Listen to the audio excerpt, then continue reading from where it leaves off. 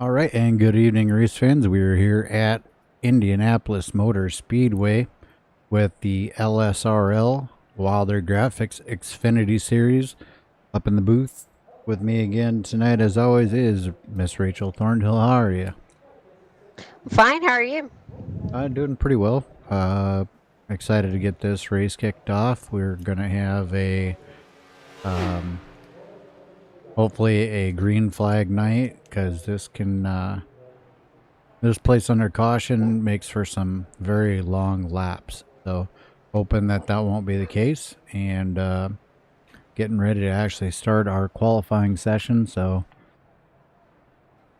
we'll get ready to put an eye on somebody who's going to come out here and qualify.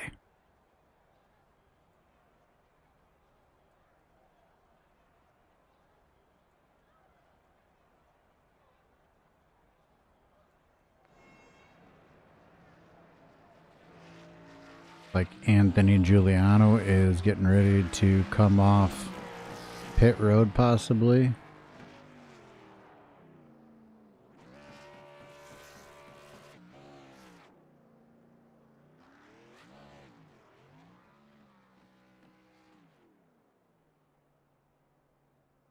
A few Yeah, guys looks that are like it. few guys that are rolling out. They're trying all the tricks in the book, but you got to be really careful here. You waste time. Takes you a while to get around. Oh, they actually extended. They got a 10-minute qualifying session, unfortunately. So, um,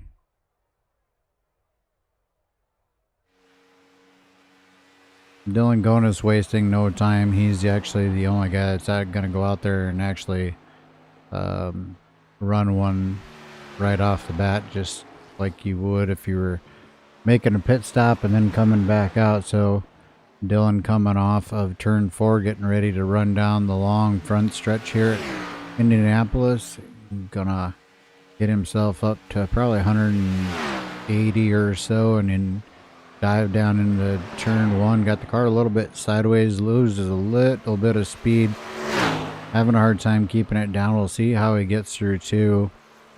Hard on it, does not get to the bottom of the track. Not horrible, but I don't think it's going to be a top qualifying spot, but I have been mistaken. See how he does as he goes down the backstretch and heading into 3. Really pitching the car sideways. Really late to get back to the throttle.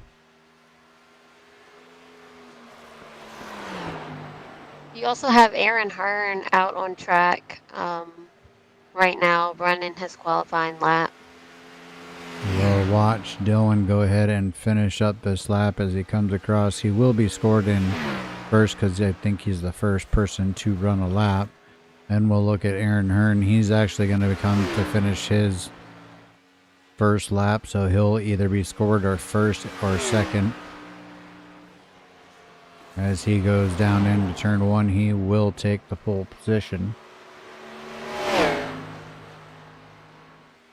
I'd assume they have 2 laps to get this thing done. I don't think that either driver is going to improve their time because of the tire wear. The tire wear is pretty massive when you get right down to it.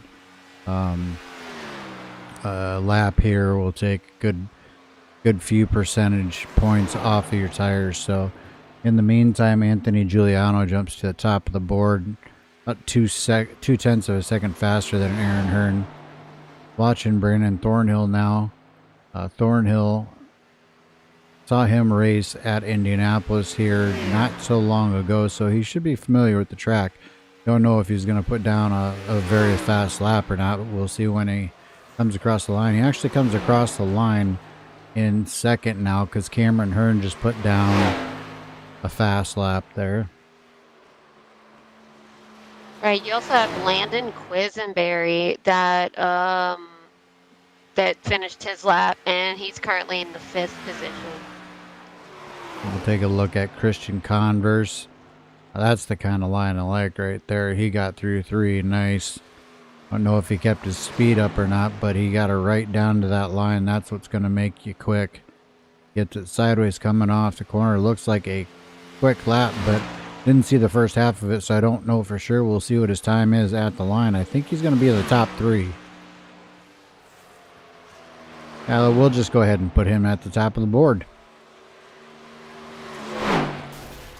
Christian Converse goes to the top of the board, gets the wall. That'll end his qualifying. Brian Howell is sitting on pit road. The rest of these drivers have already completed their qualifying. So that's going to give us some time. I don't see anybody new out on track right now. There might be some guys that are going to continue to run. I just don't think you're going to improve on that first lap because of the tire usage, as I said. Right, and yeah, from what it looks like, I've kind of gone through the field. Out of the people that have not ran, none of them are on the track. So I'm not sure if they're just choosing to not put down a lap, or if they're just trying to wait it out. We are inside of the number 41 of Howell's car, and he is just sitting there at the end of pit road. So I guess we have about 4 minutes and 30 seconds to kill off here time-wise. I don't know, but I guess I'm going to have to say that the rest of these guys are just not going to take a qualifying lap. They're going to just start the race out where they started out, so. That's what I'm guessing too, since no one else has tried to pull off of pit road onto the track. I think we had talked, and I think we were right around 15 cars, so we're going to have about a 15 car field. I would think that that's going to keep a pretty good chance that we'll be green tonight. I did see the cars get a little bit loose, so there's a chance that somebody could just spin on their own, but I think we're going to have probably green flag runs.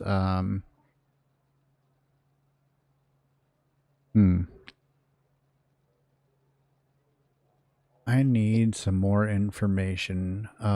Would you mind jumping down and speaking one of the admins and finding out if we have stage cautions tonight, and if we do, what they're on? Okay, yeah, I'll do that. While Rachel goes and finds out what the possibility of stage cautions are and what laps they're going to be, I will try to entertain you the best that I can with a static screen here. Jeff Converse has come out onto the track, so we'll have a chance to watch Jeffrey Converse lay down a lap.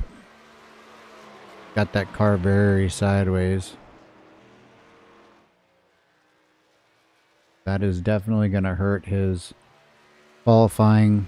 He's not up to speed as he's going to come across the start-finish line, so going to be a slower lap. Murata is in his car, but he's on pit road.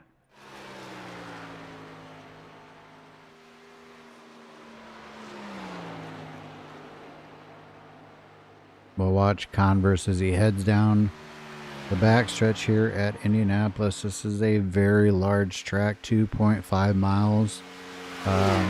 There will be some drafting, but expect to see one of these guys just kind of check out on the field, so to speak. Okay, so I did find out that they are doing stage cautions, and they will be done at lap 20 and lap 45. All right, so lap 20 and 45. So we've got a long night ahead of us here, folks. It's probably going to be one of the longer races here at LSRL. Get ready to strap in and enjoy a great night of racing here at Indianapolis.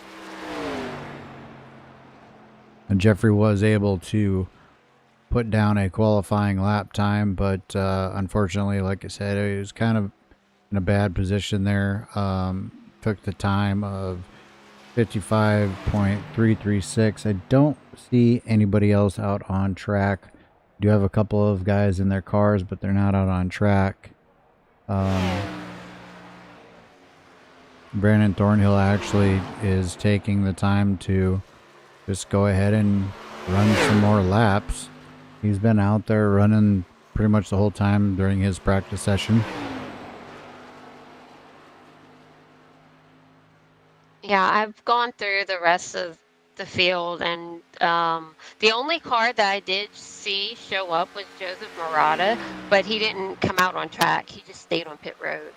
So I don't think any of these other guys are going to be running. We only have about 30 seconds left. Copy that. So about 30 seconds left here at Indianapolis for qualifying. Countdown is actually down to 10 now, so this will end our qualifying session.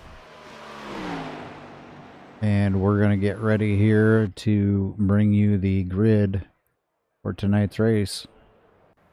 We'll wait for these cars to get lined up.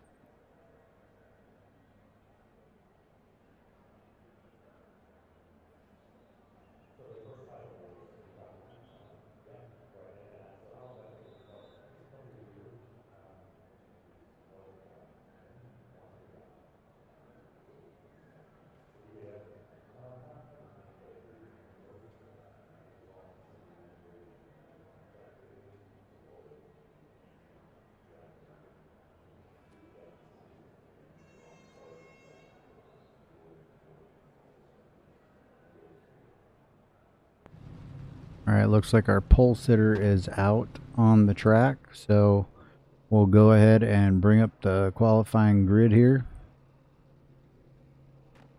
Starting on the first row, Christian Converse takes the pole with the 53.763. Cameron Hearn is going to come across second with a 53.823. Starting in the second row, Brandon Thornhill will be on the inside. Anthony Giuliano will be on the outside. In the third row, you've got Aaron Hearn and Landon Quisenberry. In the fourth row is going to be Dylan Gonas and Jeffrey Converse. Those are the guys that actually took qualifying positions. And then we go ninth is going to be Taylor Klinker. 10th is going to be Joe Owen. 11th is going to be Eric Burrell and Leonard Frost. 13th, Andy Brigante. And Joseph Murata. And rolling off in the 15th and final position tonight will be Brian Howell.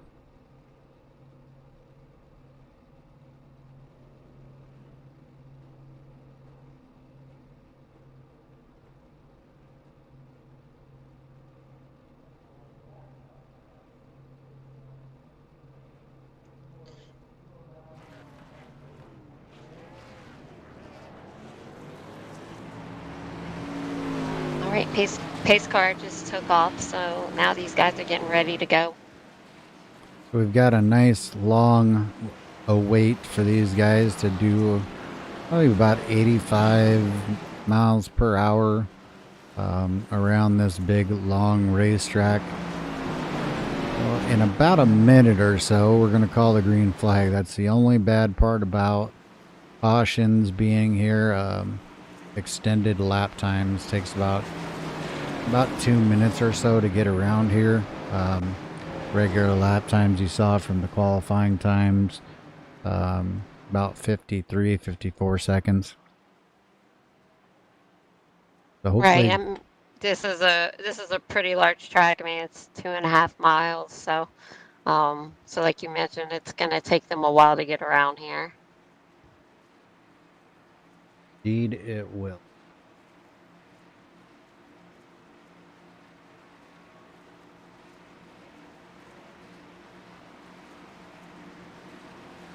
Also, another thing is they are running on 70% fuel, and tonight for tire sets they have 5. Oh wow! So, a few extra tire sets. We're gonna get ready to kick off this race here at Indianapolis. Your pole sitter, Christian Converse. Joe Owen not taking the start. He's in the pits. Not sure if he's going to come out after the fact or not. Regardless, pace car pulls down. We're going to wait for the green flag to come out here at Indianapolis. Should be a very good show tonight. Green flag is out. Loud pedal goes down. Christian Converse fires off. He's fighting hard on that inside. Cameron Hearn drives it in deep, takes the lead through turn number 1. That should come at no surprise because that's what Cameron's known for, is to hurry up and get out towards the front and get away from the rest of the pack as far as possible.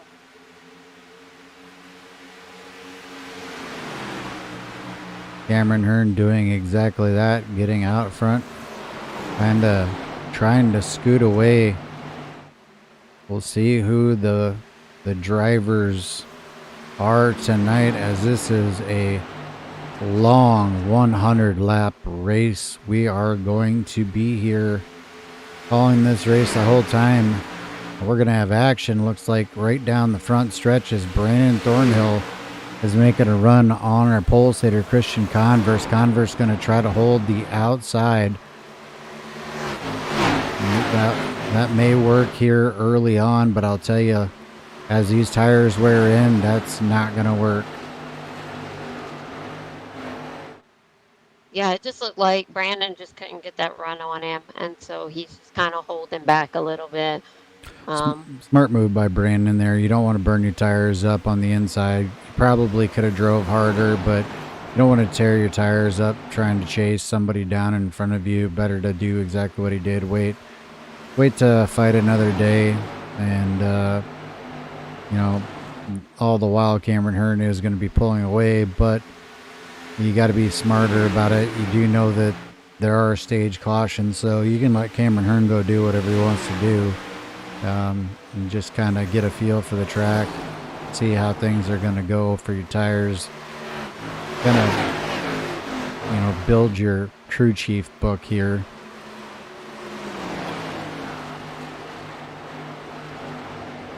You can even go as far as to say that with where Brandon was running, if he just wanted to test some theories out with burning a set of tires or something silly, he could actually pit under green and he would not go a lap down here. So there's varying strategies that guys could do to test things out if they didn't test them in practice. Continuing to watch the battle towards the front, let's kind of check on things towards the back of the field. Looks like Andy Brigante and Brian Howell in 13th and 14th battling it out. Joseph Murata one car forward of that. Eric Variel driving the number 14 has moved his way up into the 11th position. Leonard Frost in 10th. Jeffrey Converse 9th. Jeffrey Converse did qualify, and I think he was 8th, so I think he's lost position. We'll bring up the driver bar, that'll tell us. Yep. Right, he did. Yeah, he qualified. He started 8th and he fell back. Taylor Clinker took that position from him. So one change, one position change there already for the 156 of Taylor Clinker. Landon Quisenberry running in the 7th position. He's lost a position. He started in 6th. Dylan Gona started in 7th, has moved into the 6th position. 5th is Aaron Hearn. That's where he started.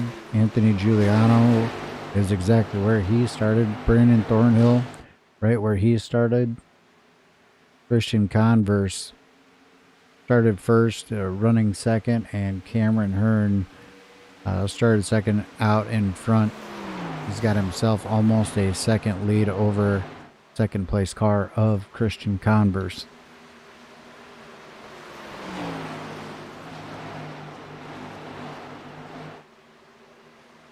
Yeah, it looks like most of the field's just kind of staying more single file, not really trying to race anybody hard.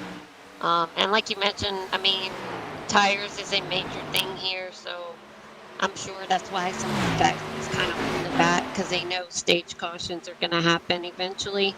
Because we're on lap 6 and their first stage caution is at lap 20. Indeed it is, and as you can tell, we're 6 laps in, and we'll watch these lap times continue to go down. On lap 2, you can see Cameron Hearn ran a 54.092. Last lap, he ran a 54.660, so 0.6 of a second already in just 4 laps. And that's going to continue this. That trend will continue. He's going to continue to lose pace because the tires give up.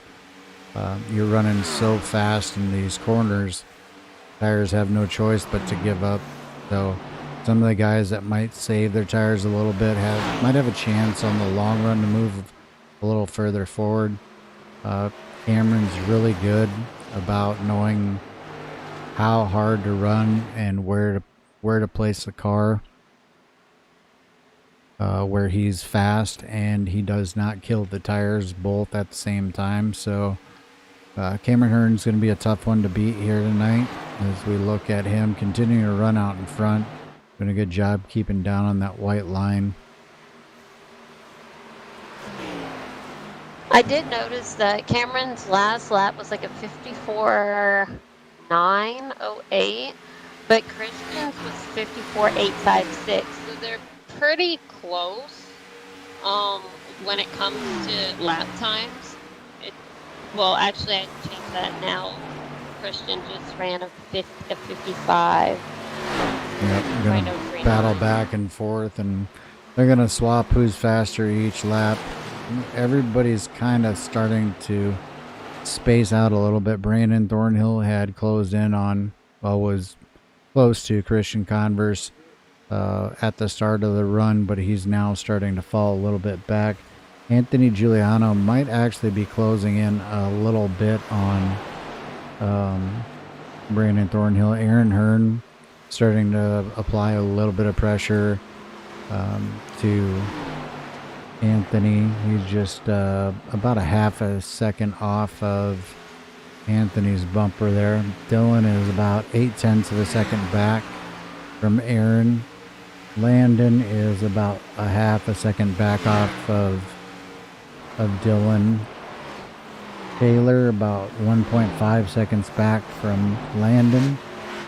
And then we got Jeffrey Converse getting ready to be under fire here from Leonard Frost as they head down into turn 2. Converse very high on the racetrack. Not a lot of grip up there. He's going to have to be careful not to get in the wall. Does a good job there. Leonard Frost makes the pass. Oh, he did get into the wall. I just saw where he scraped the wall. Converse. So Converse catches a little bit of that wall. I don't think it did any significant damage, but that does allow the 14 underneath him. Murata now going to try to make his way past Converse. Tries to pass him on the low side, able to get back to the throttle. Does complete the pass, pulls up in front. Jeffrey Converse started 8th, now back in the 12th position. Really not a lot changing. A little bit of a difference over the last couple laps. Christian Converse definitely has found something or stepped up his game a little bit. He had closed it to within about, I think it was about 6.5 tenths when I looked at it. Now it's bouncing around point about 3/4 of a second right now.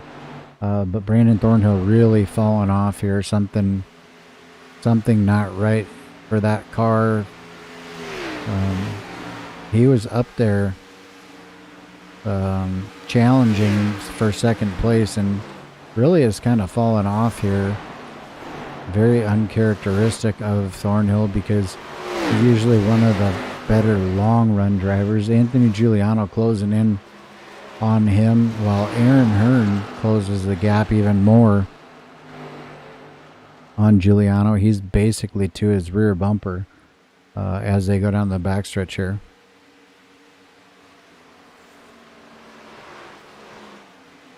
Yeah, I'm not sure with Brandon. And I mean, it could be that he's just holding back. I know he's done that before in the past. where he just kind of doesn't run too hard, and then he runs harder towards the end of the race. So it could be that too. I'm not sure.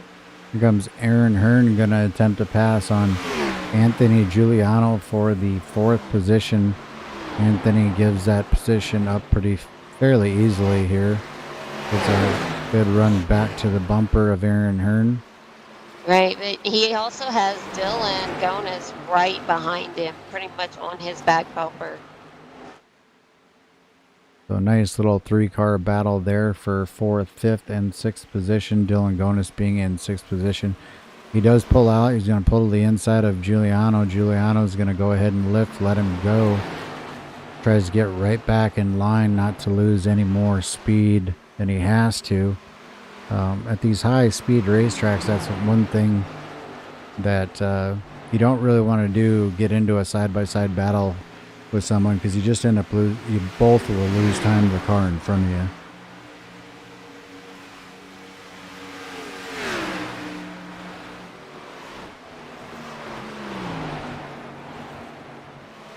Looks like Christian is right on the back bumper of Cameron Hearn. Seemed like Christian had something that he knew definitely for qualifying, as he pulls to the inside here down the backstretch on Cameron Hearn. We're going to go into turn 3.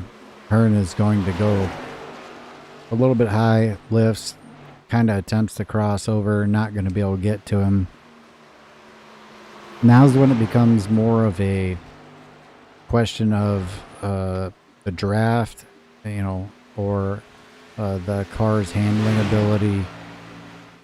We'll see if Cameron Hearn will stay with Christian Converse here, or if he's going to end up, fading back. We'll see if the 90 is as good as he looks.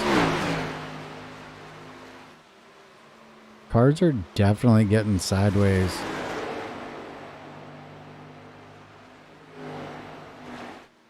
You can see the 90 car getting sideways. I even saw Aaron Hearn getting sideways.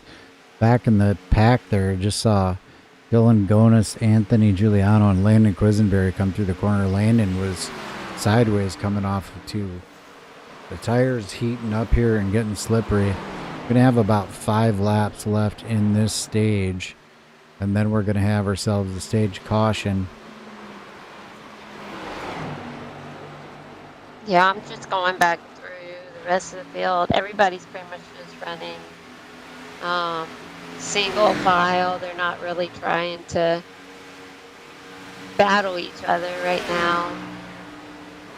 But yeah, there is, you got Cameron Hearn, that's about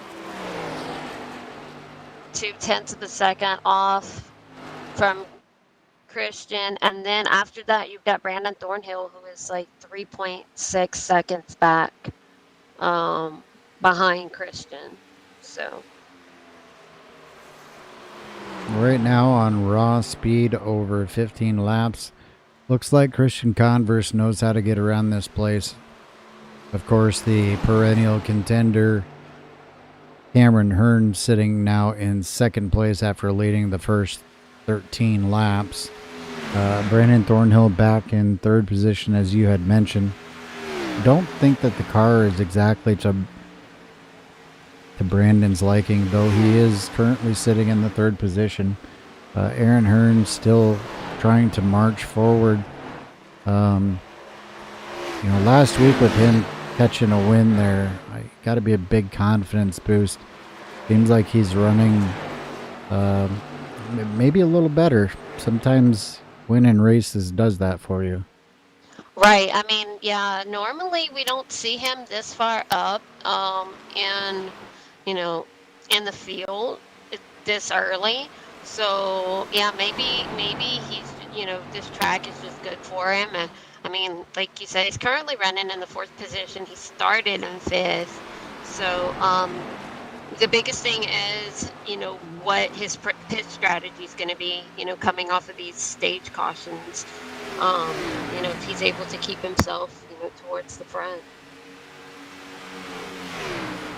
Well, Hearn is definitely closing in on Aaron Hearn is definitely closing in on Brandon Thornhill back to the front. Christian Converse, Cameron Hearn, about the same interval. Don't think that it's really changing much here. They're about 2 to 3 tenths every single lap is the gap between them. Right, yeah, because I mean, Cameron's pretty much been keeping it at about 0.2 of a second. The 90 just made a huge mistake, got in the wall. We'll look at the front of his car. You're going to see, okay, that was strange. He should, to me, I would think that he would have some damage to that car, and yet I don't see any damage on either side right now. That was really weird. Yeah, I'm looking at the car right now, and it's not showing any damage. I wonder if it was a net coat or something. Because it looked very strange. The car did something very, very awkward there in the turn. So I'm not sure, but regardless, I don't see any damage on that 90 car. I thought that he had probably just killed the car. When you're at a racetrack like this, the aerodynamics means so much that you clip a fender and you're just going to be slower. Now we do have a change for third place. Aaron Hearn was able to get around Brandon Thornhill while we were watching what was going on with the leaders. We just crossed lap 19 of 100, so 1 lap to go in this stage, and Aaron Hearn has worked his way up from the 5th position. Another battle going on. Landon Quisenberry fighting Dylan Gonis. Yeah, Dylan went really high, and so I don't know if that's going to keep him from being passed by Landon. Kind of made him slow down. Got a little bit of cloud cover in turn 3. This should be the stage caution coming here, coming out of 4. Don't think Cameron's going to have a run to try to get the stage win here. Back to Landon and Dylan. Landon does clear Dylan, so we'll watch here and see. Stage caution should be coming out here shortly. One car towards the back of the pack just about got into the wall. That was Eric Burrell.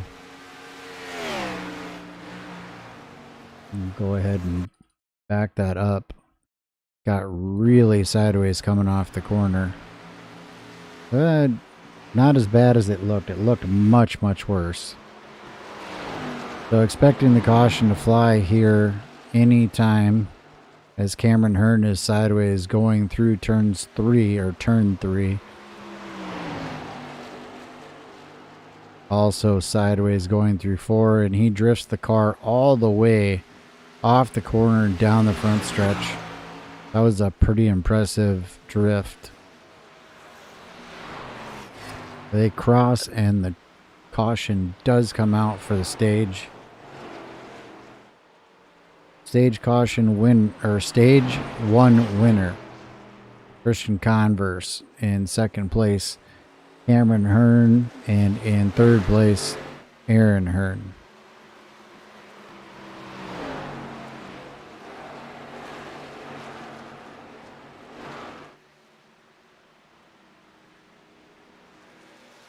All right, folks, we're going to go to a caution cam. Take a quick break here, and we'll be back momentarily.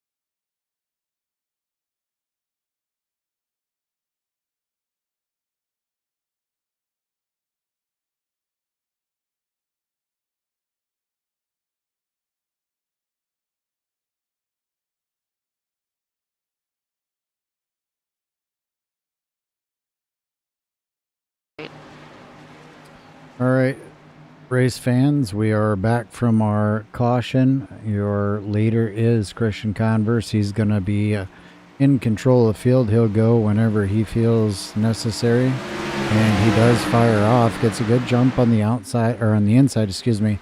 Cameron Hurd, not a real bad job of getting going there. Going to probably be able to fall in behind Brandon Thornhill.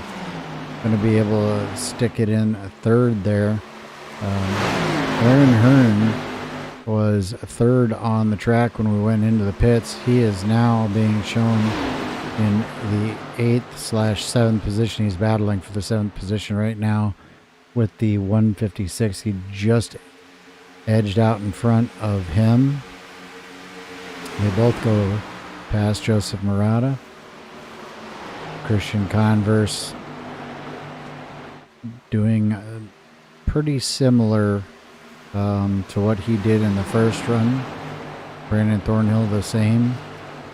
Landon Quisenberry made up some time on that stop. I believe he came in like 5th or 6th, and he is now being shown in the 4th position. You've got Joseph Murata that was on the inside of Andy Brigante, but he just wasn't able to get the run that he needed. You can see some scrapes on the right side of that number 5 machine. That is definitely going to affect his speed overall. If he can stay in the draft, it won't help, but once these guys start to get spread out, you will see a definite speed disadvantage on that 5 car. Anything aerodynamic at these tracks really, really hurts. We jump back up looking at Brandon Thornhill, just kind of looking at the center of this pack that we have at the front here. Here comes a challenge from Dylan Gonis to the inside of Landon Quisenberry as they head down the front stretch and get ready to go into turn number 1. Anthony Giuliano going to try to tuck in behind the number 27 car and do the same thing, but he kind of loses his line there, ends up sliding high. Here comes Aaron Hearn now, gonna try to challenge Giuliano down the backstretch. He's got his nose down there. He got about a half a car length. Wow, pulls right up in front of him, sets himself up for the corner, drives right around Anthony. I think when Anthony ended up sliding up to go towards that outside line, that's what really slowed him down, and unfortunately it made it pretty easy for Hearn, for Dylan to kind of stay up there and for Hearn to pass him. So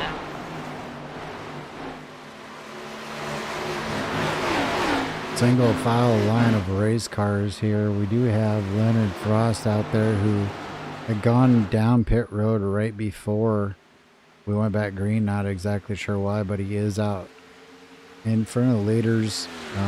Good thing for him. He can get passed by the leaders. Really won't make much of a difference. There is going to be a caution coming out for a stage, so just needs to keep the car clean, have no problems, no issues, and then get his lap back. right, because we're on lap 28 right now, and they have another caution that's going to come out on lap 45.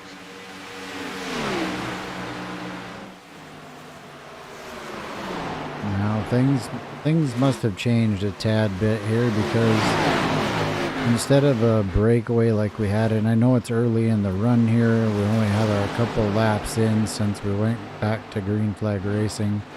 Cameron Hearn's starting to pull away just a little bit.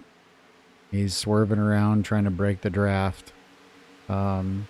He's pulled out to about a half a second lead over second place car of Christian Converse, Brandon Thornhill, Dylan Gonis. And then we have some side-by-side racing that's going to kind of open up the door for these front 4 to kind of slip away a little bit. They wisely get back in single file fashion going down the front stretch. Aaron Hearn was back there in 8th position. Now finds himself in 5th. So he's doing it the hard way tonight. If he has a good run through this section, through this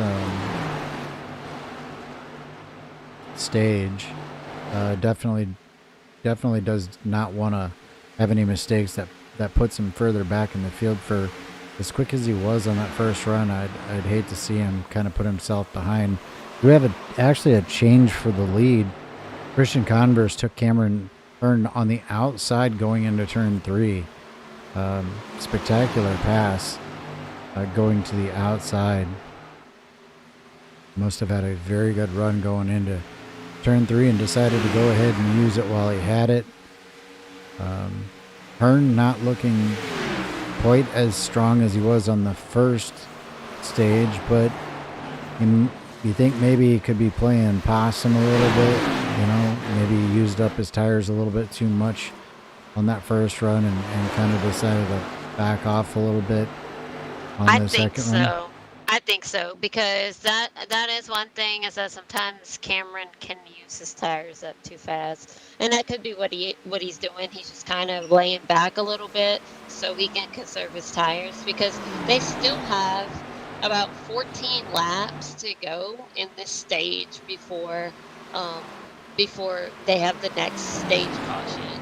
So if I was him, I wouldn't run too hard, because the thing is, I mean, you've got Brandon Thornhill right behind him, and they're not that far apart.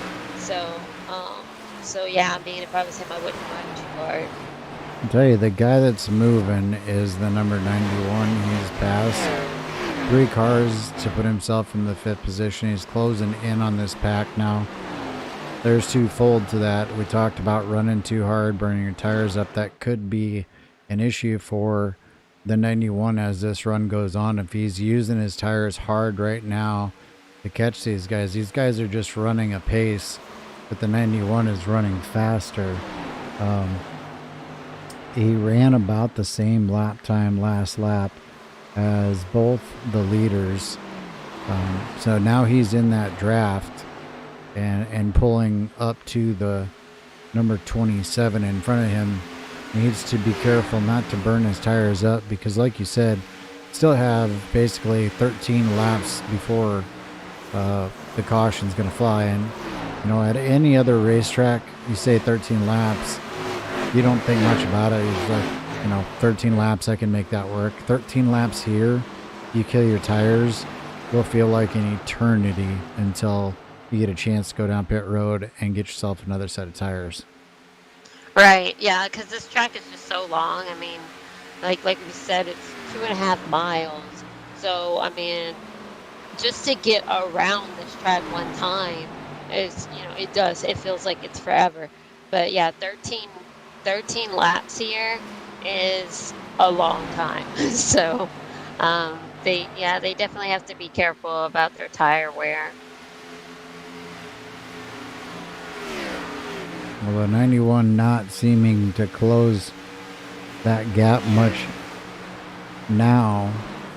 Kind of seems to be settling where he was. Maybe his tires have gone away a little bit. And the guys in front of him are on just, you know, a little better tire situation because of how the 91 ran.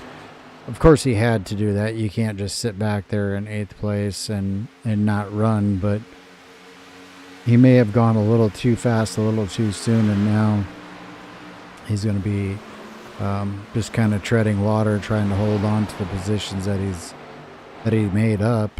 Because if he can't, then he might end up back in that 8th position where he started the race or the stage from. Up front, Cameron Hearn has been all over Christian Converse for the last few laps. They just did put a lap on Leonard Frost.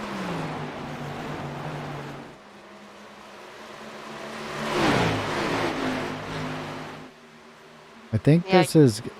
Sorry to cut you off. Oh, go ahead. I think this is a size it up kind of deal. I think Cameron Hearn fell back behind. May have let the 90 go.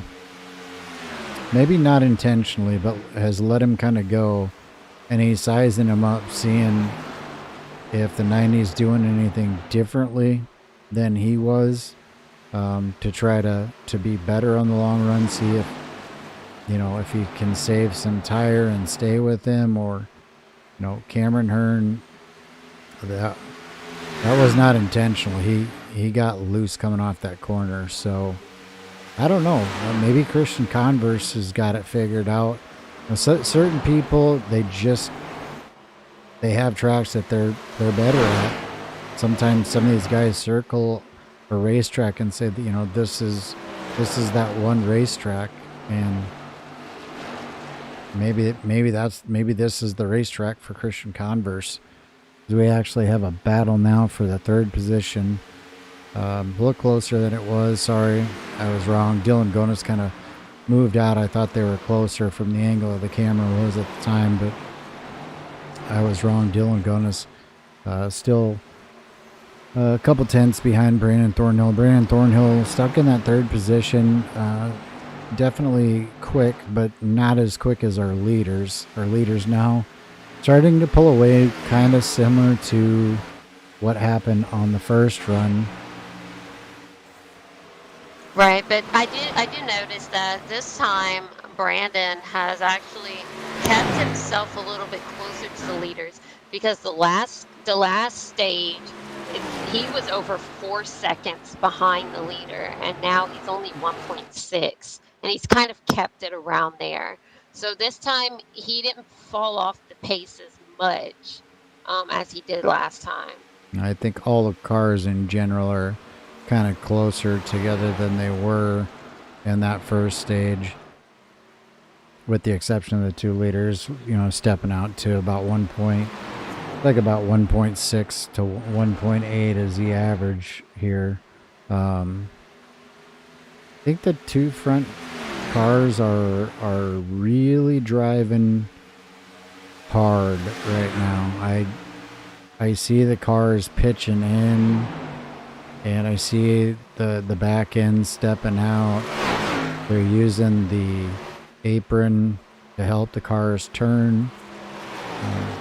Really driving very aggressively, but still pulling away from the field. So I don't know that there is a situation that these guys would fall back from driving too hard at this point. Yeah, I'm not sure. Somehow even whenever Cameron does run hard, I notice he's still able to just keep it up there. So I don't know. I don't know what it is that he's able to figure out, that he's able to still stay up towards the front even when he does burn his tires. Because there's been times when we've interviewed him where he said, "Oh no, I burned my tires up," and he still, you know, stayed within the top 3. So I'm not sure, you know, how he does it, but he's able to keep himself up there most of the time. All right, let's walk through the field here. We'll go back to our last place position on the track right now. Number 11, Leonard Frost, is being scored 14th position, 1 lap down. We will have a caution here in about 5.5 laps, so as long as everything kind of stays as it is, excuse me, he'll get a lap back here. Andrew Briganti, massive damage. I just saw it to the back of his car.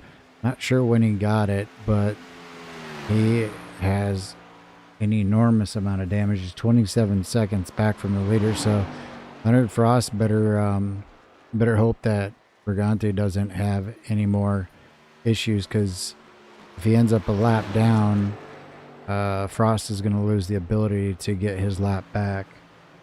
In the 12th position, we have Eric Burrell. He is 21 seconds back from the leader right now. 41 car of Brian Howell, 18.5 seconds back from the leader. Jeffrey Converse, I saw the right side of his car. He's got some damage. He is 17 seconds back. Joseph Murata in the 9th position. Again, talked about that. When they were together, he seemed okay. Now that they've gotten a little bit spread apart, I'm sure I'll leave it here for another corner. You'll see the damage on the right side of that car, the scrape marks on it. That's going to slow him down. Then you have Taylor Clinker. He is in the 8th position, 7.9 seconds back. Landon Quisenberry has fallen back to 7th position, 6.4 seconds back. He is now fighting with Aaron Hearn. Aaron Hearn would, remember we had talked earlier, he worked his way up to 5th, but he's fallen back to 6th now. Giuliano has gotten around him, so I think the tire thing kind of bit the 91. Yeah, I agree. Yeah, he's just not able to keep it up there. Cause I mean, like you mentioned, he went from 8th to 5th, and then he just kept falling back. And I think Giuliano saved his tires enough to be able to get around him. Speaking of Giuliano, he is moved up into the 5th position. Brandon Thornhill, still struggling. He is now fallen back to 4th and was sideways entering turn 1. So Thornhill looks like he's trying to do something different in the car.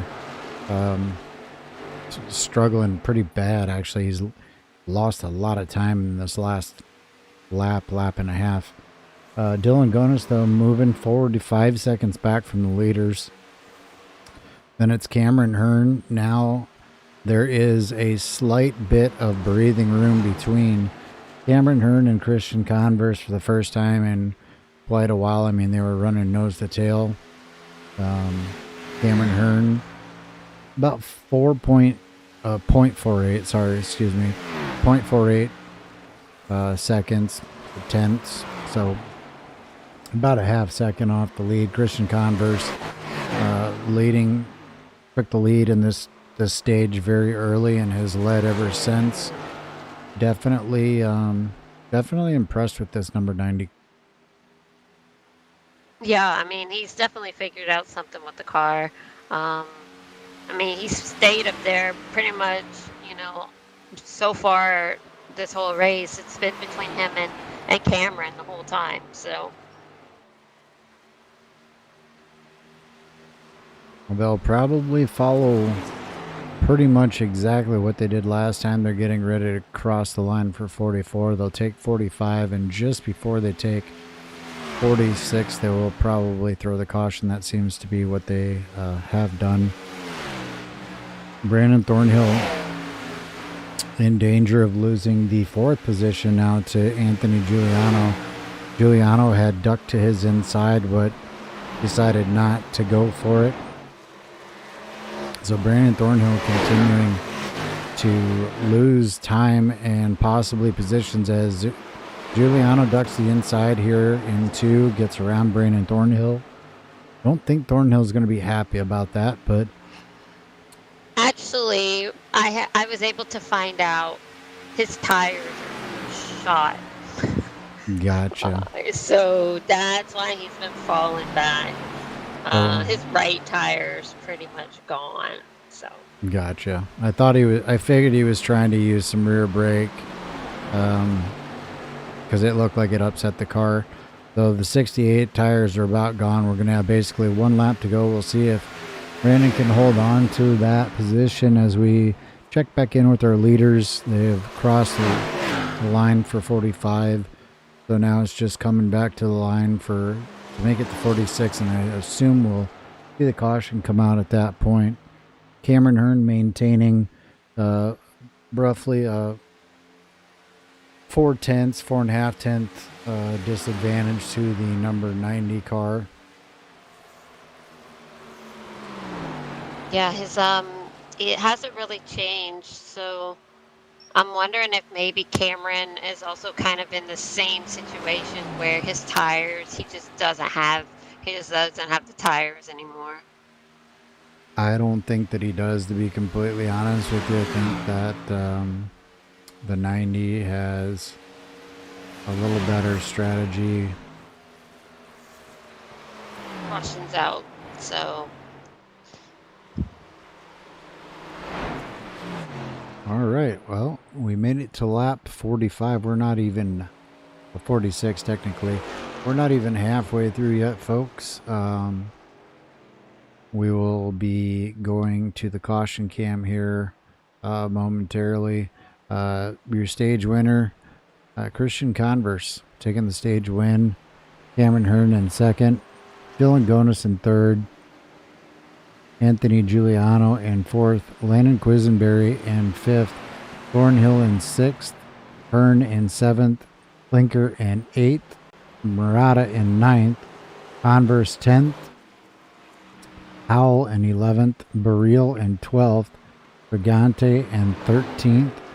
And Leonard Frost 1 lap down in 14th. So should expect the 11 car to get the wave around here, get the lucky dog, get back on the lead lap. We'll see pit stops here under the caution cam and whatnot. So we're going to take a quick break and we'll be back here momentarily.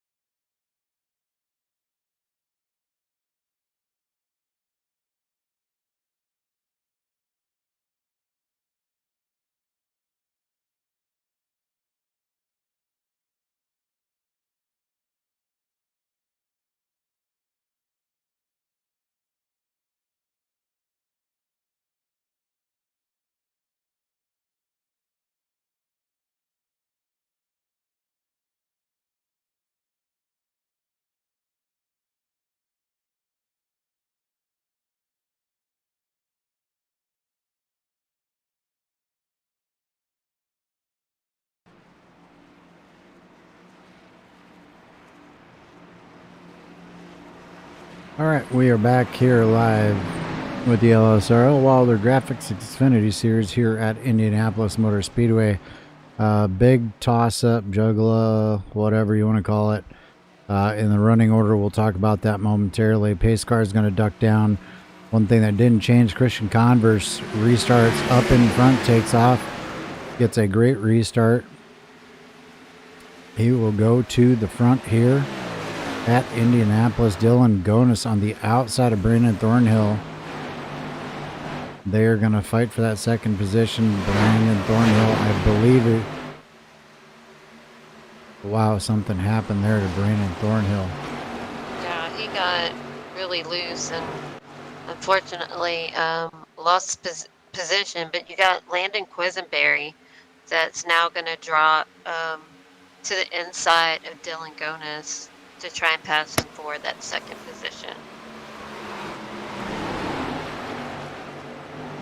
Gonis goes to the high side. He is able to hold it. Gotta be rough on the tires. Quisenberry down to the bottom. Moves himself up into the second place position. Very impressive.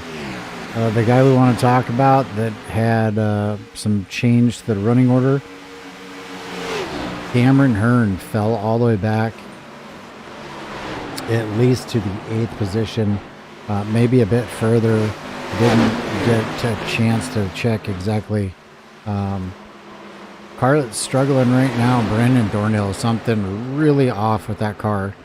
He has fallen all the way back behind Cameron Hearn, who just moved up into the 6th position. Brandon Thornhill back to 7th, but Cameron Hearn now has his work cut out for him. You know, he's definitely not an underdog by any stretch of the imagination. We don't know how far they can go on fuel. At least I don't for sure. I'd say it's in the 20-something range. So we may have either 2 stops or 3 stops left. I'm pretty sure. I'm sorry, either 1 or 2. Oh, we got some cars sideways. They both save it. Go back and take a look at this here we got to get a different angle here.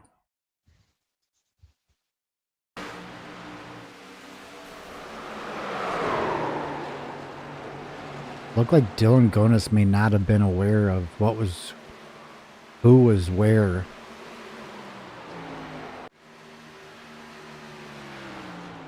That changes things drastically. They were all in a nice little tight pack, and now everybody is kind of spread out. Christian Converse out in front. Landon Quisenberry running in 2nd.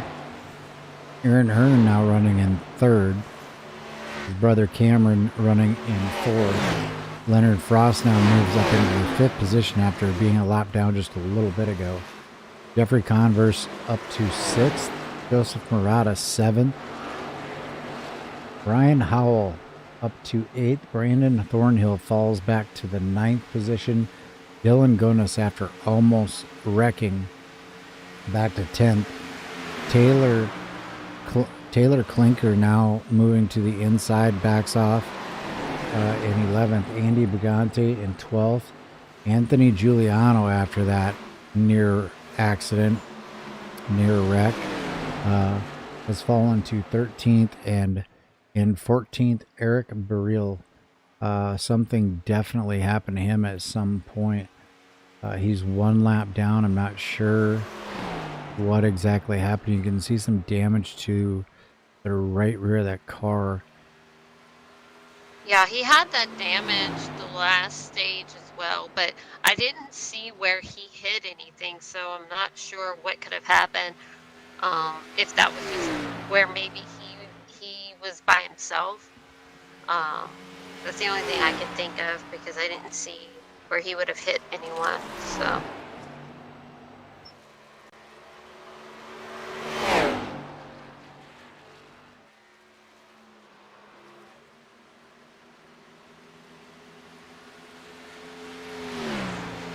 Christian Converse sits out in front of Landon Quisenberry by about a second. Quisenberry seems to be closing in. Cameron Hearn currently 3.7 seconds back.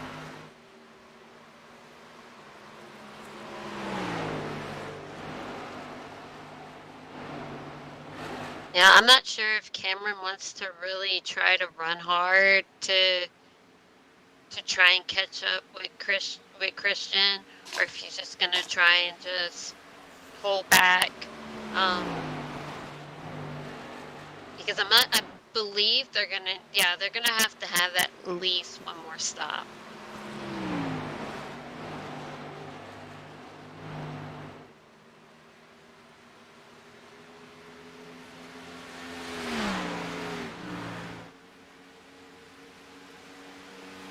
Agreed, at least one more. I think it's going to be 2 more stops. I'm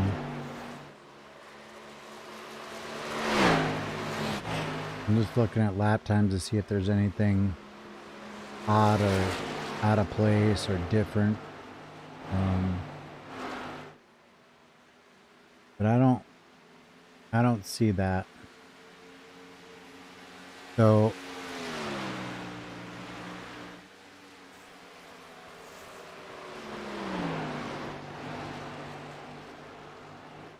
Cameron Hearn not closing. He is keeping pace, 3.8 seconds. Someone who is closing slightly is the 75 of Landon Quisenberry. Now, I think that this is a mistake on Landon's part. Christian Converse has been fast all night long. If you're within a second of him, I would be mirroring what he's doing. And I would not be tearing up my tires. I wouldn't be trying to catch him. I'd just try to hold that position on the track. Right, I agree with you. He doesn't need to be running very hard. I mean, because tires are they're just eating away at their tires. And he definitely needs to save that. Because he also has Aaron Hearn. Depending on how hard Aaron is running, if he's able to catch up with Landon, if Landon doesn't have the tires, then he's just going to start losing positions.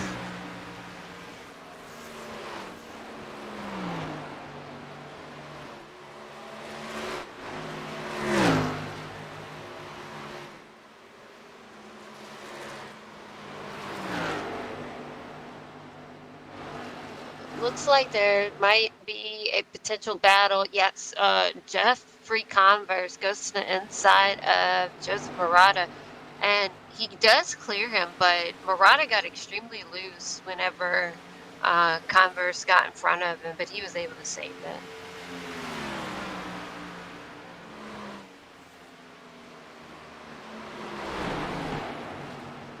So battles going on around throughout the track here. Tell you, 3 guys that looked pretty good early and are kind of in trouble right now. We're gonna look at the front end. Okay, Dylan Gonis, you can see the dent in the fender, and you can see the hole or the gap between the fender and the hood. So that's why Dylan Gonis is currently running 13th.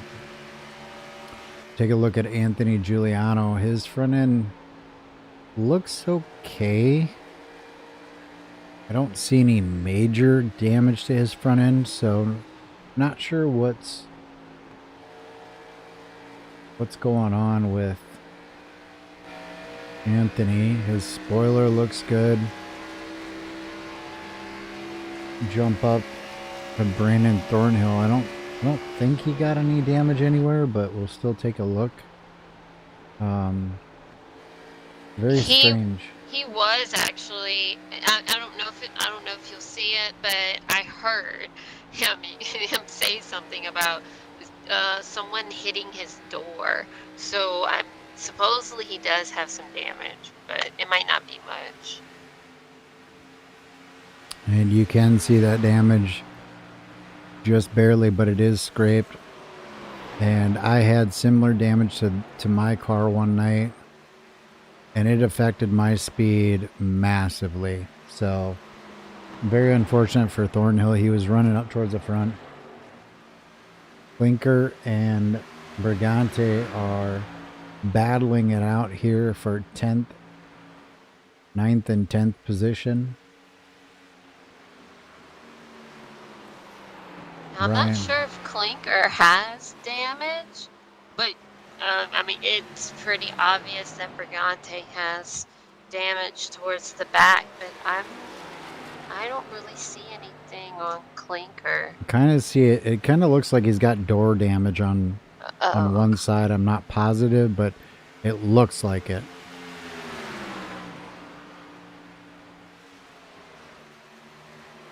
Brian Howell running in the 8th position.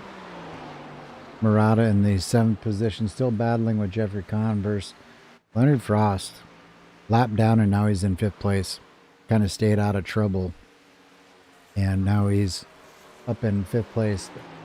Though he is 9 seconds back, he still is in 5th place. Landon Quisenberry, the guy we were talking about, you know, don't run too hard.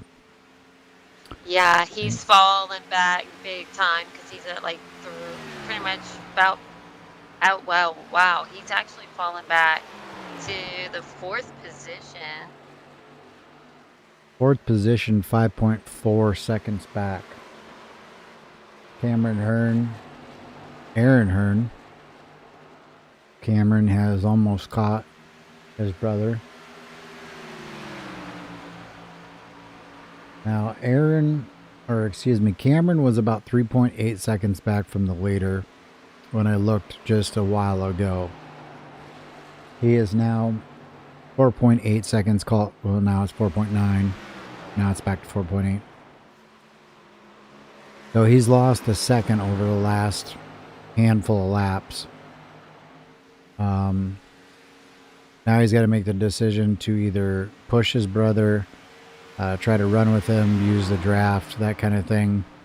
See if they can close the gap, or, you know, pass his brother and run on his own. They don't seem to be really making up any significant time. We'll continue to watch and see if the number is getting larger, but I don't know if it's just because they're in the corner. His brother pulls down, actually. I believe he's going to let him go here. He does. So Aaron Hearn checks up, lets his brother Cameron go. Cameron's going to go see if he can run down the number 90 of Christian Converse, who is now almost 5 seconds out in front. This is pretty much, everything you want. Now, the strange thing is, earlier I looked at his car and I saw no damage. Now I see damage on the right front fender. So, does everybody out here have damage and we're just not seeing it? Okay. Looking at the front end of Cameron Hearn, doesn't seem to have any damage. So if Christian Converse has damage, it must be very minor, because... Right, because then he shouldn't be able to run out there in front for so long if it was major damage. It looks pretty significant. Kind of strange. Yeah. Yeah, because I mean, most of these other guys, I mean, some of their damage is not even a lot, and it has taken a toll on them, and they've lost multiple positions. So I'm not sure. But I'm not sure if Leonard Frost has damage on his car. But I know Joseph Murata has damage. Brigante, Clinker has some. Brandon Thornhill does. Dylan Gonas does. Most of the field has damage.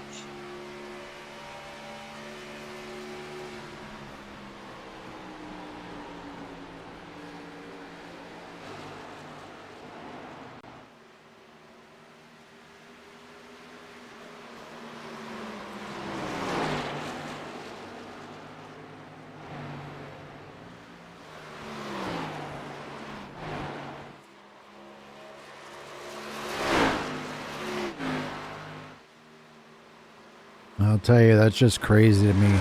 And this is nothing against Christian Converse, but I see the damage on his front end, and he's pulling away from Cameron Hearn. Slowly but surely, he is continuing to pull away. He is now 5.6 seconds in front of Cameron Hearn. And I'm wondering if it was from that net code thing that I talked about earlier where it looked like he got in the wall. Maybe maybe it kind of showed up on screen now. Wow, he just got in the wall hard. Yeah. Luckily, he got into the wall with the rear of the car, but you still don't. I mean, you're the leader of the race. Don't be doing that. Don't give the race away.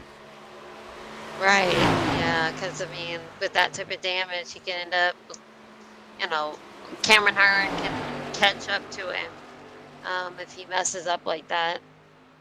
I mean, honestly, with that type of gap that he has, he really doesn't need to be running very hard. Really, he can just be kind of taking his time. Well, he continues to push very hard here. Giuliano on newer tires because he has pitted. He is on newer tires, struggling to get around the number 90. The number 90 not giving any brakes whatsoever, just continues to run extremely hard. Again, continuing to slowly open up the gap between him and Cameron Hearn now. We went back green roughly 48, 49. We're coming up on, we're at 68, almost 69. So maybe these guys are going to chunk this thing into this one long run and then maybe cut the next one in half. Pretty sure they can't make it 30 laps. Right. I know a few of them did come down pit road because Leonard Frost just came back on the track from being on pit road. So I think some of these guys are probably going to start pitting pretty soon. And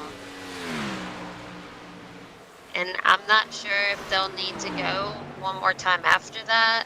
But, I mean, yeah, some of these guys should start coming down pit road eventually. I think the interesting one would be Cameron and Aaron versus Christian Converse. I think those three are kind of off in a league of their own now. Leonard Frost and Landon Quisenberry did pit earlier, so that may play because you're out there on newer tires.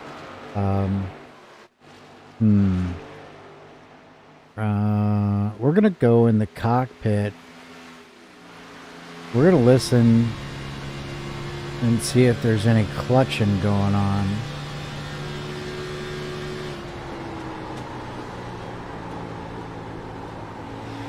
Okay, no clutching from Converse.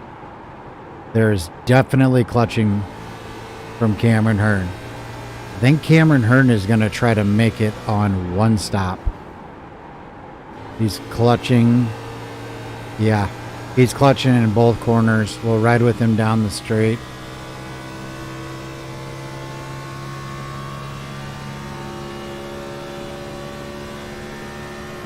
As he goes into two, he clutches very early. Gets back into the throttle. Clutches going through 4.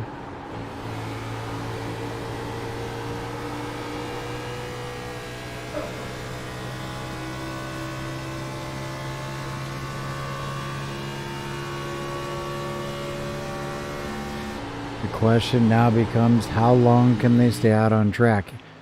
If you go back, I have a stint of 23 laps for Christian Converse.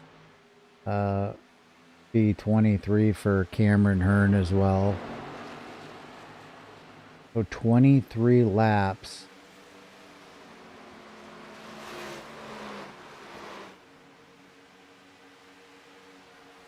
That means all they got to do is make it like 3 more laps, 4 more laps. If they can make it a couple more laps, 2 more would be 25, and they would be 2 short, 2 laps short. If they, Converse down pit road. The Converse is not going to make it on fuel. With the amount of time that it takes to pit here, at the speeds that they're going, if Cameron Hearn can clutch it and make it to lap 74, I believe that will put him within the distance required to make it to the end. Not for sure. I'm looking.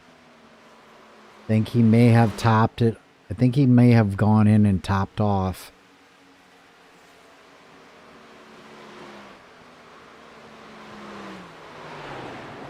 He's continuing to clutch it, so maybe that's why he had fallen so far back off of Christian Converse. He might have been clutching it way early in the run.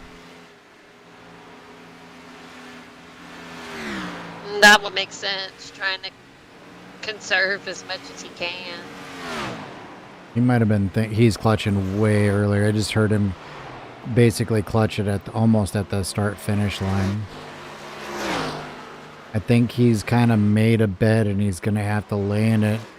He's going to do whatever it takes. He's going to clutch it as much as he has to. If he does not have to stop, as it is right now, I mean, I know he's going to come back and... Holy cows. Christian Converse is only 35 seconds back. I thought that it would be much more than that. Christian would have to stop again, so I don't know. We'll see. He stays out yet again.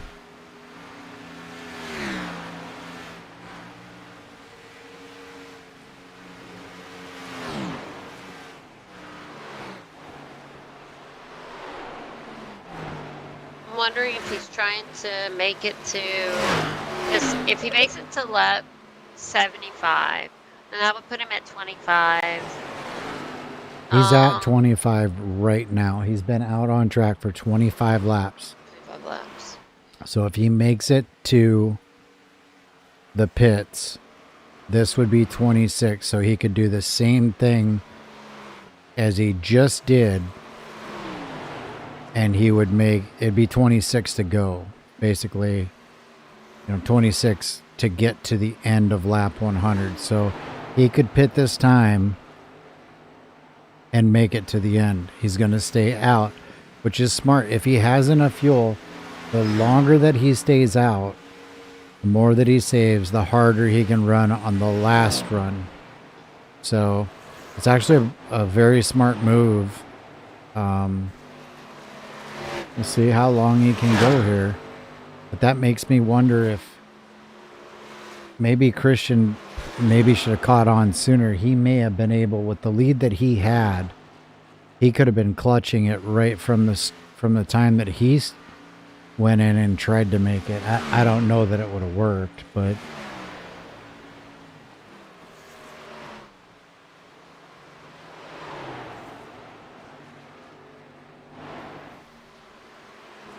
Oh, it looks like Andy Brigante and Eric Burrell, they've both taken it to the garage, so they are no longer on the track. all right, here comes your leader. Cameron Hearn brings it down pit road. Car's not sputtering. I could hear the car. We're going to hop in with him. He's still under power. Now that will hand over the lead to... Nope. Here comes Taylor Klink. He's going to pit. You got Landon Quisenberry that's pulling out of pit road right now. So Christian Converse, with all of that speed, is facing something that he can't more than likely cannot beat.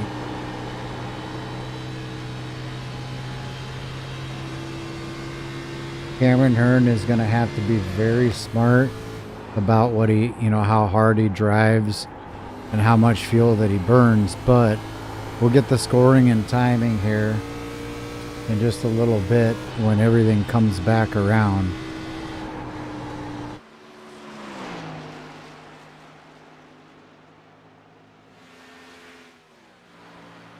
There's no doubt that Christian is driving very hard here. He's got a few laps on his tires,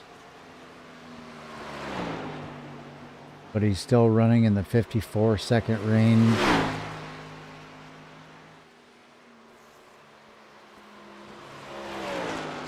So which one do you pick? Do you pick speed or strategy? Which one are you going to go with, Rachel?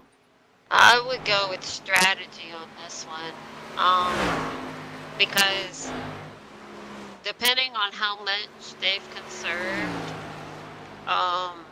they just need to make sure they can make it to the end. Because especially with tires, being the main thing, they only have five sets.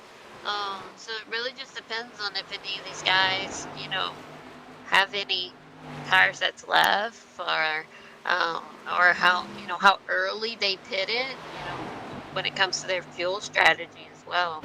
So, I think that's more important than the actual speed. Everything has been shaken and stirred. So let's start at the back and work our way forward. In the 12th position, Anthony Giuliano, currently 1 lap down. Landon Quisenberry, 1 lap down in 11th. Aaron Hearn, who is running so well, is in 10th position, 50.9 seconds back. Basically, that's the leader behind him, about 4 seconds back. Taylor Clinker is in 9th, 37 seconds back. Brian Howell in 8th, 36 seconds back. Joseph Murata's in 7th, 29 seconds back. Dylan Gunnis, he's one of the guys that pitted early. He's 28 seconds back. Jeffrey Converse, 26 seconds back. Brandon Thornhill is in 4th, 24 seconds back. Cameron Hearn, who just pitted, is 14.5 seconds back. Now he is gaining a little bit on the leader, and saving fuel at the same time. Leonard Frost, 14.1 seconds back in 2nd position, and Christian Converse out in front. Now we know that Christian can't make it because he hasn't been trying to save fuel the entire time. If I'm Christian, I'm out there burning my tires off, and as soon as the pit as soon as it opens, I'm going to go down pit road and just take enough fuel to get me to the end. I might even stay on the same tires. Yeah, I would think so. I mean, with him having that type of gap, it would take the others a while to be able to even try to catch up, if they even can. So, yeah, I would just go in for a splash of fuel. Cameron Hearn is the only one. He's the only guy on a different strategy, and he's 14.9 seconds back. They're basically running identical lap times right now. But as soon as Christian pulls down, Cameron can go into conservation mode. That's why if I'm Christian Converse, maybe I go down and I take my tires and my fuel and I deal with the consequences. He's going to come out 30 seconds behind, and there's nothing he can do about it. Cameron Hearn was not faster tonight than Christian Converse. Christian Converse had the speed. So Cameron went and figured out a way to beat him. And if it plays out, anything can happen. A caution could come out. So, it's not over. Christian can run it dry and then go get a splash of fuel and come out. Cameron Hearn's knocked the lead down to 13.5 seconds now, so he's gained about a second and a half. Caution could happen, but it's very unlikely. We've been through the field. We'll click on all the cars in the field. You can kind of see them, or you can see where the position when I'm clicking on them. I'm just going from first on down. Yeah, it's crazy because I think Brandon Thornhill, Brandon Thornhill going in for his final stop.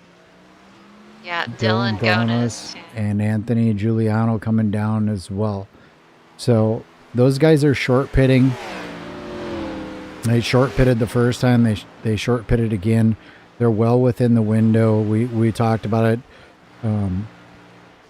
Somewhere between 20 and 22 is what I kind of had figured. Now,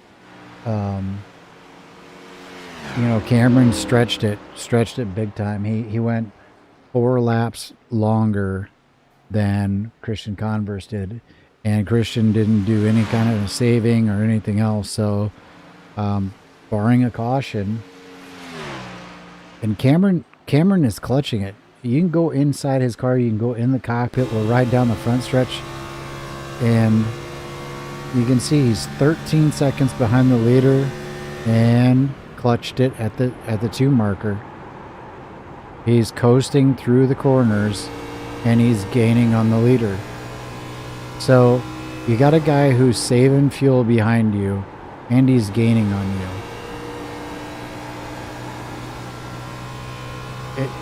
If I saw that, and I know that Christian can't see that Cameron is clutching, but he should have known that that was his strategy. That's what he was doing. That's what he was going to do. You don't have a choice. You have to come get your tires. Right, yeah. He needs to come down pit road as soon as he can. He can ride it out and hope for a caution, but I don't see a caution happening. We've kind of going through the field. Some guys were on pit road, but they're so spread out that I don't see a caution coming out. Yeah, I don't either. I mean, we've gone this whole race, and the only cautions that we've had were the stage cautions. So, I don't see a caution happening. So, he's gonna just need to make a green pit stop.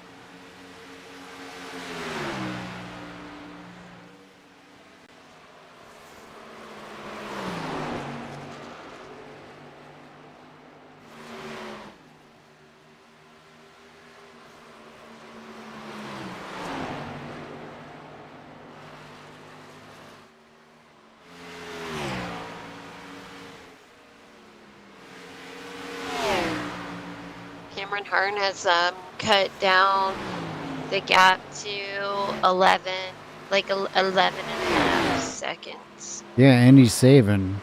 So, I don't know.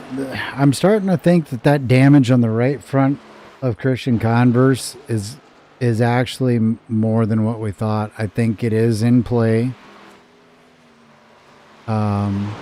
Because Aaron was trying to save so much on that run.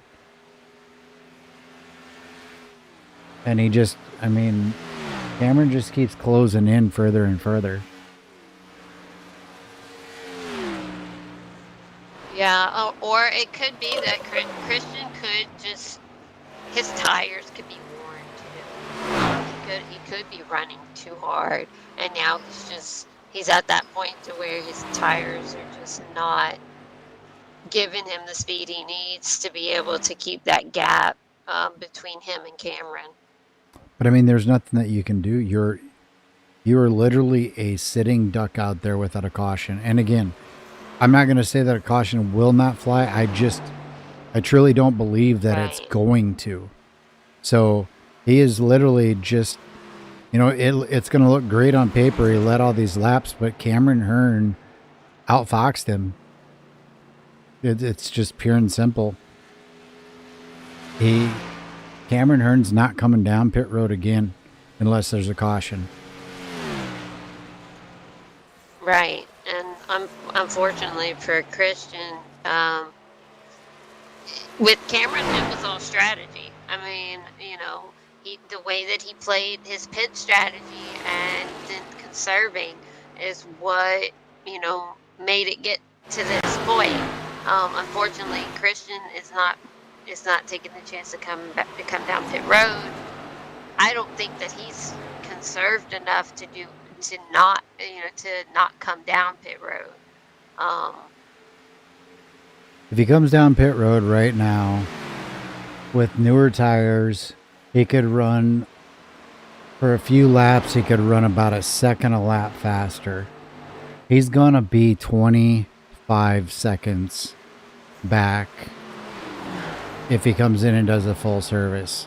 If he comes in and just takes a splash of fuel, he's gonna still be somewhere between 18 and 25 seconds back, because it's really just about the time going down pit road, slowing down. You see Brandon Thornhill getting by Cameron Hearn. If and when Christian Converse pits, that puts Brandon Thornhill back on the lead lap. You see Anthony Giuliano. He's actually 2 laps down, but he's going to try to get one of his laps back. So if we look at Brandon Thornhill's last lap time was a 55.097. Cameron Hearn ran a 56.113. If Christian goes in right now, I mean, the laps are almost, we talked about it being a big track, but now we're getting down to the nitty gritty of this thing. There's only 13 laps to go. And yes, while it is a lot of racing around this track, when you're in a situation like you are, and you're only, now Cameron Hearn's knocked it down to 10 seconds. And looks like Leonard Frost is coming off the pit road. He's going to be a full lap down to Cameron Hearn. Not even to Christian Converse, because we have to make the assumption, barring a yellow flag, Christian Converse is coming down pit road. Leonard Frost just pitted, and Cameron Hearn is now in front of him. Each one of these guys that pits, Taylor Klinker is in 4th place, and he's on the same strategy. He's on the same strategy as Cameron Hearn. He has the same distance to run. He's currently in 4th place. He may be looking at a 2nd place finish here. And Taylor would be a new person, because I know he did not race in LSRL. And honestly, he hasn't raced this year. So I'm assuming this is his first race. So no, that wouldn't be bad. That's not guaranteed either, because the leader is Christian Converse. If he pitted, that would make Taylor about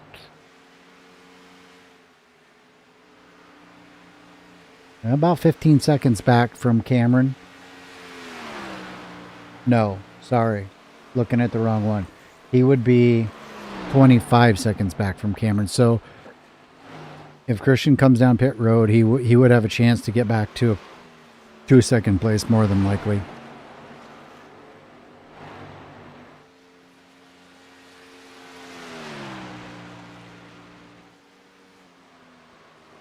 Did Jeff Converse pit already? Because he's behind Cameron. No, he's on lap 20 of his run, so he'll be down pit road here in the next couple laps.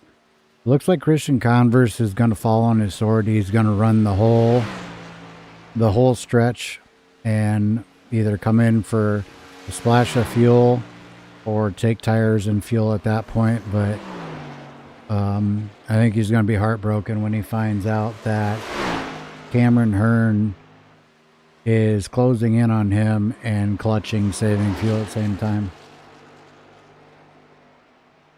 Yeah, I don't think he realizes how close Cameron is to him.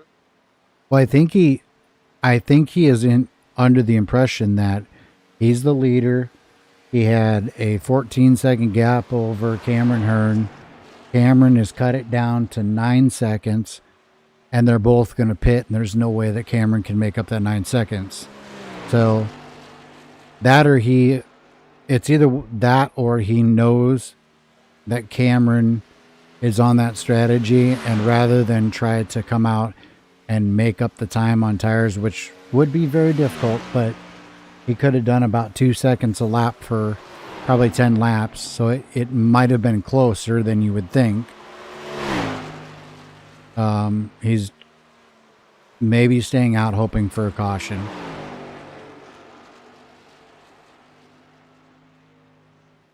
Yeah, and I just don't see a caution happening unless some of these guys get really aggressive towards the very end and then, something happens. But everyone's been so spread out that I just don't see how that would happen, anytime soon. Yeah, I don't see it happening either. We'll walk through the field, kind of see where everybody is.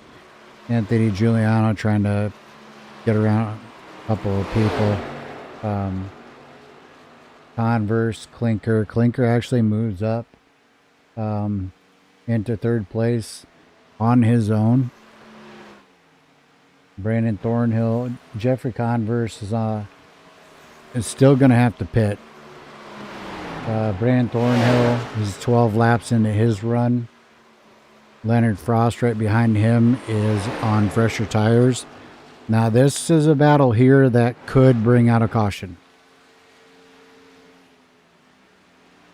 Brandon's trying to break the draft. Leonard is on 7-lap fresher tires.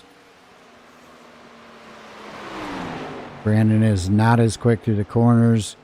Ooh, Leonard catches the apron.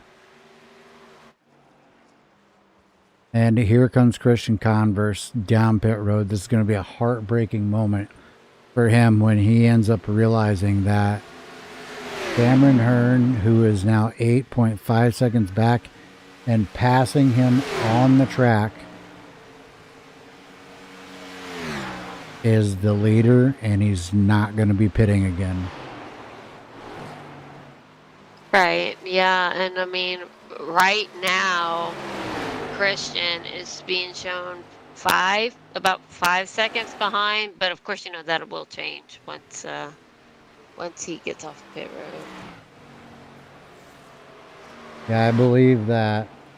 Oh wow, he waited so long that Taylor Clinker is actually going to be out in front of him by a few seconds. Now, there is enough time for him to probably chase Clinker down and get back into second place. But how about that? Taylor Clinker, first run here, used his wits more than likely. If he continues running the way that he did or is, he's going to end up finishing. He's almost 5 seconds in front of Converse. Converse will be about 2 seconds faster per lap.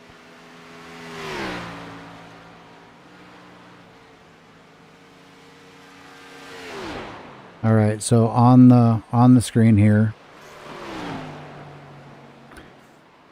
Christian Converse is 32 seconds behind. And we'll wait. I can tell you lap times here on the next lap. It'll be 4 to go when they cross the line, but I'll be able to give you the official lap time of Christian Converse.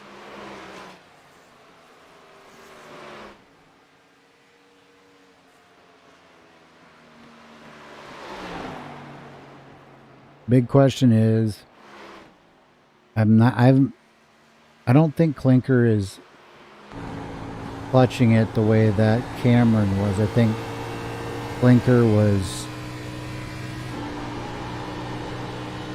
letting off sooner. just coasting into the corners instead of clutching. All right, last lap time speeds at the line. Here we go.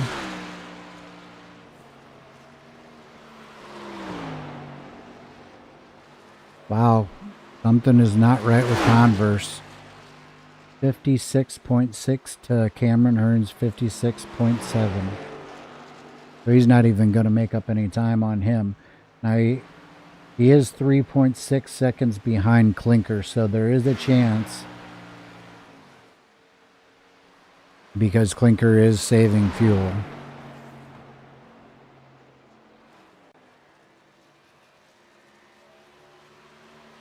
Yeah, Converse might be able to catch Clinker, but as far as trying to catch Hearn, he just doesn't have enough time to do that.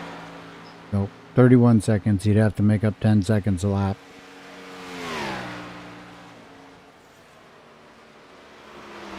All right, let's run through the field one more time. We got 3 laps to go here. In the 12th position, you've got Anthony Giuliano, who found himself 2 laps down. Jeffrey Converse is in the 11th, 1 lap down. Landon Quisenberry, currently running in 10th, 1 lap down. Aaron Hearn just in front of him, running in 9th, 1 lap down. Brian Howell, just in front of Hearn, 1 lap down. Dylan Gonis, back on the lead. Nope, sorry, still 1 lap down. Running in the 7th position. Joseph Murata running in the 6th position, 1 lap down. Brennan Thornhill got himself back on the lead lap. You can see the leader in the background there. Had a kind of a rough mid-race there, but gonna bring himself back into a top 5 position. Leonard Frost very impressed. He is he's got some of the freshest tires out there, and he sits in the 4th position. Christian Converse, just not making up the time. He is 2.5 seconds back from Taylor, with 1.5 laps to go. Big racetrack, so there is a chance for him to take that 2nd place from Taylor. Highly doubtful, as Cameron Hearn has already taken the white flag and he is on it. His last lap time, he picked up his lap times. He's running faster than anybody else out there, within the same realm of tire wear. Actually, he's one of the fastest on the track, period, with 24 laps on his tires. So Cameron Hearn coming out of turn 4 is slowing down to make it look better, I guess. Taylor Clinker, as he heads down the backstretch, goes into turn number 3. Converse 1 second back. 9 tenths, 8 tenths. 7 tenths, not going to get there. Clinker does not run out of fuel. Converse cannot get to him in time. Converse gets into the wall, and Clinker does run out of fuel. Converse gets back to 2nd, but Clinker will come across in 3rd position.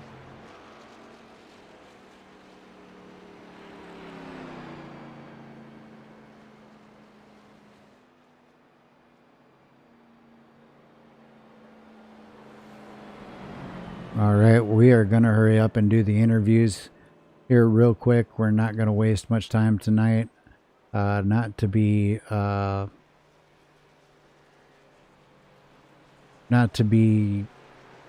whatever. I can't even figure out what I'm trying to say, but we need to get the interviews in real quick. My co-host has to get going. She has some other business to take care of. I don't see Taylor in the TeamSpeak anywhere, so Yeah, he's not in here. All right, we'll grab Leonard Frost real quick. We'll talk to Leonard Frost, the number 11 car of Leonard Frost. You got a copy?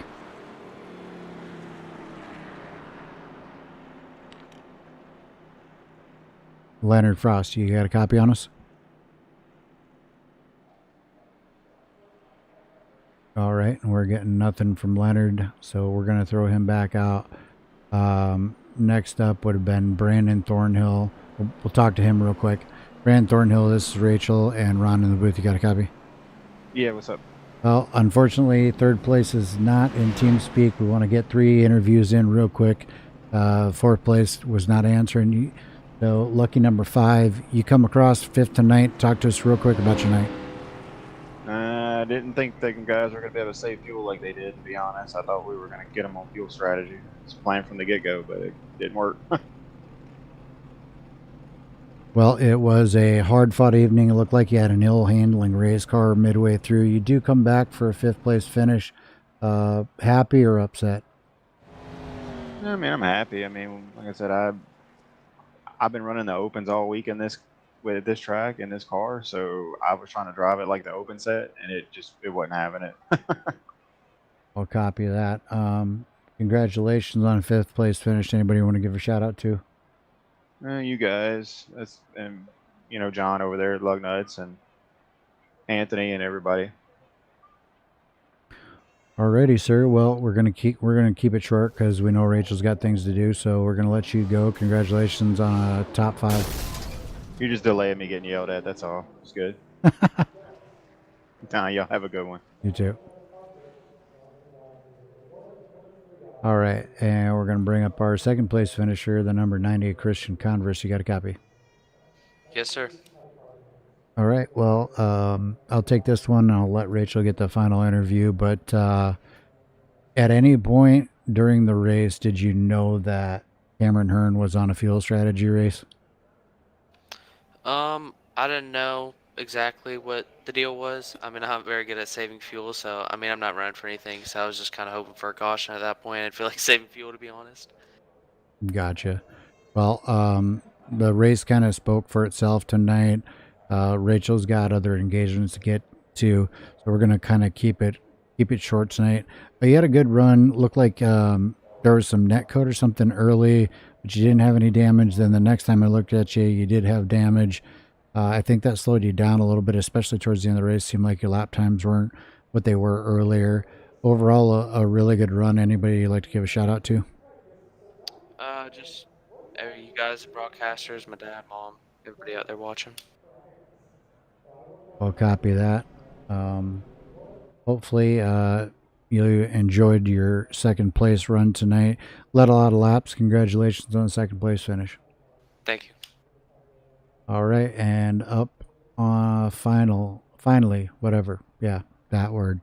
Cameron Hearn in the number 15, coming across checkered in the number 1 position using fuel strategy. Rachel, take it away. All right, Cameron, it's Rachel and Ronald up in the booth. You got a copy? Yeah, I got you. All right. So, congrats on your first place finish. Um, kind of talk us through it. I mean, you ended up coming back, against Christian, um, from quite a bit far back, and it was mainly just, I guess we could hear you clutching, so I'm guessing you were just trying to save fuel. Yeah, Christian was really fast on the long run, and I really couldn't make any ground on him when he got past me. So I decided to top off after that last caution, and pretty much I started saving fuel from the get go. And I don't know if he took tires or not in the last run. I think he might have, but I felt like if he didn't take tires, he might have had a chance to kind of run me down because he was in front of me by like 10 seconds. So it'd have been interesting, but definitely sometimes you're not the fastest. Sometimes strategy works in your favor. And tonight's one of those nights. Yeah, well, it definitely worked out for you. So, congrats again. And you have any shout outs or, any sponsors you want to thank? Yeah, Wilder Graphics, you guys for the broadcast. Families Fighting, Flu. Um, let's see. Give a shout to Christian. He ran a great race, and It was definitely a lot of fun. He was super fast. Just I don't think we had any cautions, that weren't mandatory cautions. So tough little track, and glad to come in with the win. Aaron had a little bit of trouble, but he was a top 5 car for a little bit there and got caught speeding on pit road. But we're on a little winning streak with a her name, and look forward to keeping it going later on this week. All right. Well, yeah, congrats again, and go celebrate your win, and we'll see you guys on. Or will you guys be racing on Friday? Oh yeah, we'll be here Friday. All right. Y'all have a good night. Okay. All right, your winner tonight, Cameron Hearn. All right, Rachel, that's going to wrap it up here from Indianapolis. I appreciate you coming up in the booth, hanging out with me tonight. Just going to sign off real quick here and let you go. All right. Not a problem. Have a good night. All right, folks. From all of us here at Extreme Sim TV, we appreciate you tuning in. Hope you enjoyed the race tonight. Congratulations to all the drivers out there, especially Cameron Hearn for winning the race with a brilliant fuel strategy. You can catch more racing throughout the week here at Extreme Sim TV, especially here at LSRL Friday night in the Cup car. We'll be right back here at Indianapolis, so you can come check that out. Yep, and I guess with that being said, hope you enjoyed the race and have a great night. We'll see you next time.